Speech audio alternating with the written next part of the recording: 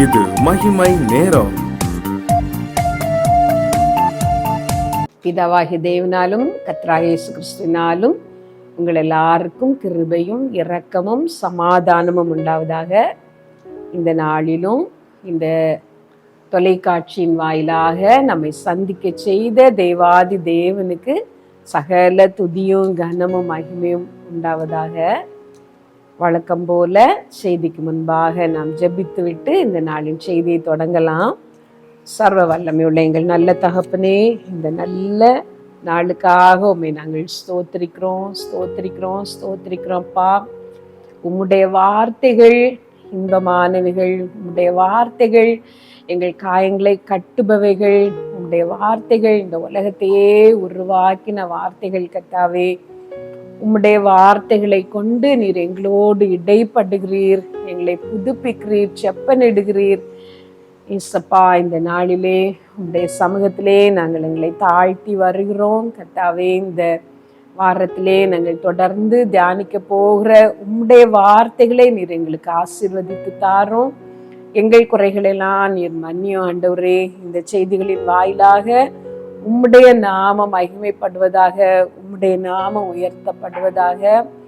நீர் என்னோடு இருந்து ஏற்ற வார்த்தைகளினால் என்னை நிரப்பும் ஆண்டவரே. அது கேட்கிறவர்களுக்கு பிரயோஜனம் உண்டாகிற வார்த்தைகளாக, இருதய காயங்களை கட்டுகிற வார்த்தைகளாக, இந்த உலக யாத்திரையிலே, இந்த பரலோக பாதையிலே உம்மை நோக்கி சரியான வழிகளிலே எங்களை நடக்க செய்கிற வார்த்தைகளாக இருக்கட்டும். ஆவியானவரே, நீர் பேசும் அப்பா. நான் உன் வாயோடே இருந்து நீ பேச வேண்டியதை உனக்கு கற்பிப்பேன் என்று சொன்னீர். நீர் பேசும், நாங்கள் கேட்கிறோம். உம்முடைய நாமமே இதனால் மகிமைப்படட்டும். இயேசு நாமத்துல ஜெபிக்கிறோம் எங்கள் நல்ல தகப்பனே, ஆமேன். மத்தேயு 13 அதிகாரம் 31, 32 வசனங்களை நான் வாசிக்கிறேன். வேறொரு உவமையை அவர்களுக்கு சொன்னார். பரலோக ராஜ்யம் கடுகு விதைக்கு ஒப்பா இருக்கிறது. அதை ஒரு மனுஷன் எடுத்து தன் நிலத்தில் விதைத்தான். அது சகல விதைகளிலும் சிறிதாயிருந்தும் வளரும் போது சகல பூண்டுகளிலும் பெரிதாகி ஆகாயத்து பறவைகள் அதன் கிளைகளில் வந்து அடையத்தக்க மரமாகும் என்றார். இந்த வாரத்தின் தொடர் செய்திகளாக நாம் தியானிக்க நான் எடுத்துக்கொண்ட தலைப்பு பரலோக ராஜ்யத்தை பற்றி இயேசு நமக்கு சொல்லி தந்த உவமைகள். பரலோக ராஜ்யமும் அதை பற்றிய உவமைகளும் என்கிற தலைப்பிலே நாம் தியானிக்க போகிறோம்.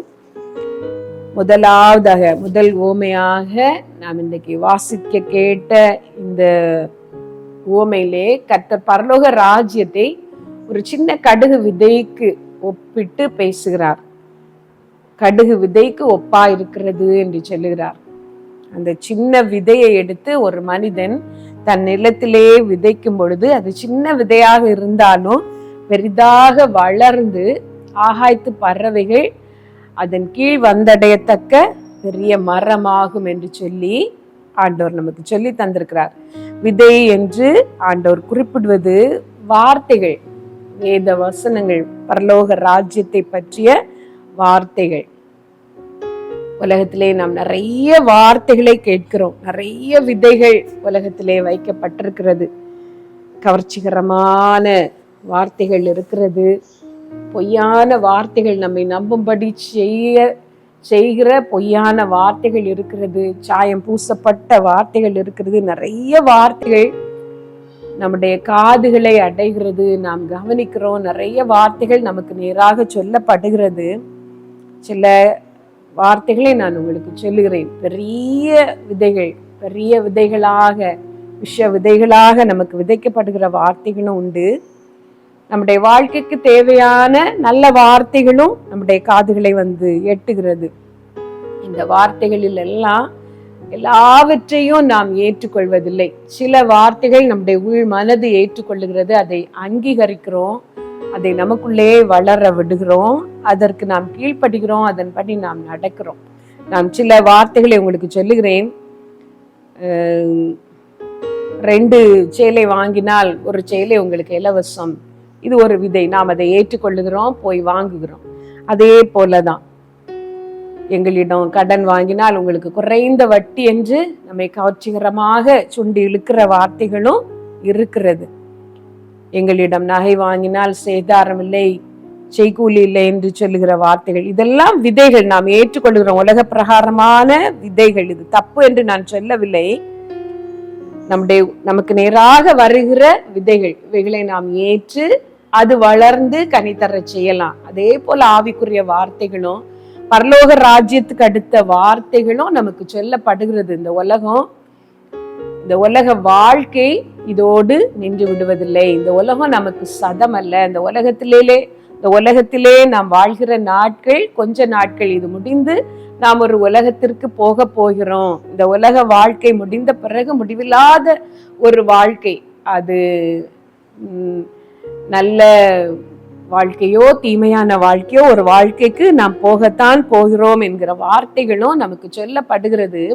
நமக்கு சொல்லப்படுகிற இந்த வார்த்தைகளில் எல்லாம் முக்கியமாக நாம் ஏற்றுக்கொள்ள வேண்டிய அந்த சிறிய விதை தான், சிறிய வார்த்தை தான் அந்த கடுகு விதை. அதை நாம் உள்ளத்திலே ஏற்றுக்கொள்ளும் பொழுது, இயேசு கிறிஸ்து எனக்காக சிலுவையிலே மரித்தார், அவருடைய இரத்தத்தினாலே மாத்திரம்தான் எனக்கு மீட்பு உண்டு, என்னுடைய பாவங்களை போக்குகிற ஒரே பரிகாரம் அவருடைய இரத்தம் மாத்திரம்தான் என்று நாம் விசுவாசித்து அதை நாம் உள்ளத்திலே ஏற்றுக்கொள்ளும் பொழுது அந்த சின்ன விதை நமக்குள்ளே வளர்ந்து பலன் தருகிறது.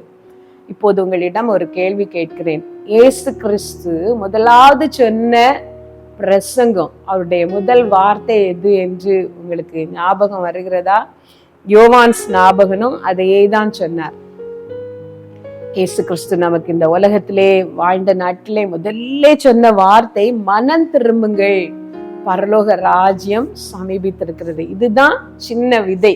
அந்த சின்ன விதையை நாம் எப்பொழுது நம்முடைய உள்ளத்திலே ஏற்றுக்கொள்ளுகிறோம் என்றால், நாம் மனம் திரும்பும் பொழுது, என்னுடைய பிரயாசத்தினாலே, என்னுடைய கிரியைகளினாலே, நற்கிரியைகளினாலே, புண்ணியங்களினாலே, தவத்தினாலே நான் அந்த பரிசுத்த ராஜ்யத்திற்கு, அந்த மோட்ச ராஜ்யத்திற்கு போக முடியாது. எனக்காக தன்னையே பலியாக, என்னுடைய பாவங்களுக்கு எல்லாம் பிராயச்சித்தமாக தன்னுடைய இரத்தத்தையே தந்த அந்த இயேசு கிறிஸ்துவை விசுவாசிக்கும் பொழுது மாத்திரம்தான் மோட்ச ராஜ்யத்திற்கு போக முடியும் என்று நம்பி அவரை நீங்கள் ஏற்றுக்கொள்ளும் பொழுது, அவருடைய நாமத்தின் மேல் விசுவாசம் உள்ளவர்களாய், இயேசு நாமத்தின் மேல் விசுவாசம் உள்ளவர்களாய் அவரை நீங்கள் ஏற்றுக்கொள்வதுதான் அந்த சின்ன விதை. வேதத்திலே சொல்லப்பட்டிருக்கிறது, கர்த்தராக இயேசுவை நீ உன் இருதயத்திலே விசுவாசித்து, தேவன் அவரை மரித்தோரிலிருந்து எழுப்பினார் என்று விசுவாசித்து உன் வாயினாலே நீ அறிக்கை பண்ணினால் ரட்சிக்கப்படுவாய் என்று சொல்லி, அதை நாம் ஏற்றுக்கொள்ளும் பொழுது, இயேசு கிறிஸ்துவை நாம் ஏற்றுக்கொள்ளும் பொழுது அந்த வார்த்தை நமக்கு பலன் தருகிறது. இந்த வார்த்தை எல்லா இடங்களிலும் தொனிக்கிறது. அது எளிதாக நமக்கு கிடைக்கிறது. கடுகு விதை எப்படி எளிதாக நமக்கு கிடைக்கிறதோ அதே போல எளிதாக நமக்கு கிடைக்கிறது. அதை நடுவதற்கும் பெரிய தோட்டம் வேண்டும் என்றெல்லாம் கிடையாது. எளிதாக நாம் அதை ஏற்றுக்கொள்ளலாம். ஞானம் கூப்பிடுகிறது இல்லையோ, புத்தி சத்தமிடுகிறது இல்லையோ, அது வழியருகே நின்று கூப்பிடுகிறது. நார்ச்சந்தியிலும் தெருவின் ஊர் முகத்தின் தெருவிலோ நடைக்கூடங்களிலோ நின்று கூப்பிடுகிறது என்று சொல்லி நாம் வேதத்துல வாசிக்கிறோம். எவன் பேதையோ அவன் இவ்விடத்திற்கு வர கடவன், கொழுத்த ஜந்தை நான் ஆயத்தப்படுத்தி இருக்கிறேன், உங்களுக்காக திராட்சை ரசத்தை நான் வார்த்து வைத்திருக்கிறேன், பணமும் இன்றி விலையும் இன்றி நீங்கள் வந்து திராட்சை ரசமும் பாலும் பருகுங்கள் என்று சொல்லி அது கூப்பிடுகிறது என்ற வேதத்துல வாசிக்கிறோம். நமக்காக அடிக்கப்பட்ட அந்த கொழுத்த ஜந்து இயேசு கிறிஸ்து தான். நமக்காக வார்த்து வைக்கப்பட்ட அந்த இனிமையான ரசம், அந்த திராட்சை ரசம் இயேசு கிறிஸ்துவின் ரத்தம் தான். அதை நாம் ஏற்றுக்கொள்ளும் பொழுது, அதை நம்முடைய உள்ளத்திலே ஏற்றுக்கொள்ளும் பொழுது நமக்குள்ளே ஒரு ஆவிக்குரிய வாழ்க்கை தொடங்குகிறது. அந்த விதை வளர தொடங்குகிறது. அந்த சிறிய விதையை நாம் ஏற்றுக்கொள்ளும் பொழுது அது வளர்ந்து மரமாகிற பலனை தருகிறது. எல்லாரும் ஒரு நிமிடம் கண்களை மூடி ஜெபிப்பீர்களா? நீங்கள் அந்த இயேசு கிறிஸ்துவை உங்கள் உள்ளத்திலே ஏற்றுக்கொண்டிருக்கிறீர்களானால் அதற்கு நன்றி சொல்லுங்கள். ஆண்டவரே, அந்த விசுவாசத்திலே நான் வளர எனக்கு உதவி செய்யும் என்று கேளுங்கள். இதுவரைக்கும் இயேசு கிறிஸ்து உங்கள் உள்ளத்திலே இல்லை என்றால், இயேசுவே எனக்காக நீர் பலியானீர், உம்முடைய இரத்தம் எனக்காக சிந்தப்பட்டது. நீர் தேவாதி தேவனாய் இருந்தோம், மாம்ச ரூபத்திலே வந்து எனக்காக அந்த பாவத்தின் தண்டனை செலுத்தி விட்டீர். உம்மை நான் ஏற்றுக்கொள்கிறேன், என்னுடைய இருதயத்திலே வாரும், உம்முடைய இரத்தத்தினால் என் பாவங்கள் போக என்னை கழுவும் என்று கேளுங்கள். எங்கள் நல்ல தகப்பனே, இந்த நல்ல நேரத்துக்காக உம்மை நாங்கள் ஸ்தோத்தரிக்கிறோம். இந்த நேரத்திலே உண்மையான இருதயத்தோடு யாரெல்லாம் ஜெபித்தார்களோ எல்லாருடைய இருதயத்திலேயும் நீர் பிரவேசித்து அவர்கள் பாவங்கள் அவர்களை கழுவி இந்த ஓட்டத்திலே, இந்த உலக வாழ்க்கையிலே, அவர்கள் ஆவிக்குரிய ஜீவியத்திலே முன்னேற நீர் கிருபை செய்யும். அந்த விதை வளர்ந்து பலன் தரட்டும். ஆசீர்வதியும். இயேசுவின் நாமத்துல கேட்கிறோம் ஜீவனுள்ள எங்கள் நல்ல பிதாவே, ஆமென்.